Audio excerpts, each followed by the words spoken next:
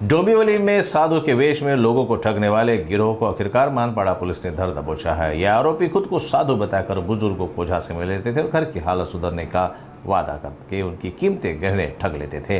Police ने ठगों को गिरफ्तार कर लिया है। उनके पास से लूट के गहनों के साथ एक महंगी कार भी जब्त की गई है।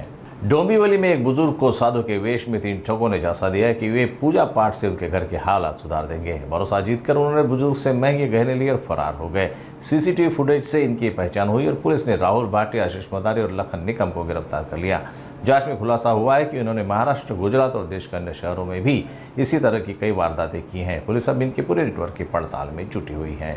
यामधील 3 जे आरोपी अटक आम्ही केलेले आहेत त्यात राहुल भालनाथ भाटी वय 29 वर्ष, राहणार गणेशपुरा, भारवाल नगर, गुजरात।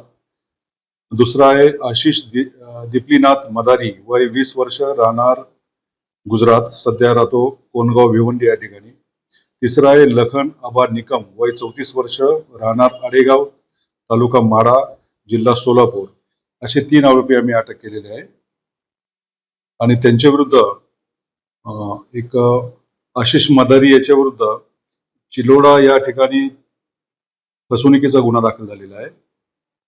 तसेच लखन निकम याच्या विरुद्ध टेंभुर्णी पोलीस स्टेशन या ठिकाणी मारामारीचा एक गुन्हा नोंद असल्याची आम्हाला माहिती भेटलेली आहे। अजून आरोपींचा गुन्हे इतिहास आम्ही अजून शोधत आहोत। या अन्य ठिकाणी त्यांनी गुन्हे केले असल्यास त्याबाबतीत आम्ही माहिती घेत आहोत। दिनांक 16 एप्रिल 2025 रोजी खोनी पलावा या ठिकाणी फिर्यादी हे रस्त्याने पायी जात असताना त्यांना एका कारमधील 3 पुरुषांनी संगनमत करून लबाडीच्या इराद्याने त्यांच्याशी बोलचाल करून आर्थिक फसवणूक केली। त्यांच्याकडील सोन्याची चेन व 1 अंगठी असा चीजवस्तू त्यांनी लबाडीने स्वतःकडे घेतले।